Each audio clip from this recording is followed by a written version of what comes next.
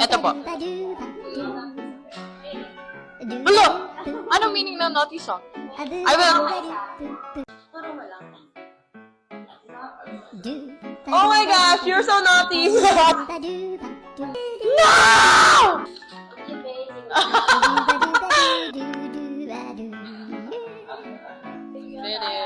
Thank you po. Okay, good job. My Christmas wish, as I always say, is genuine happiness and success for everybody and myself.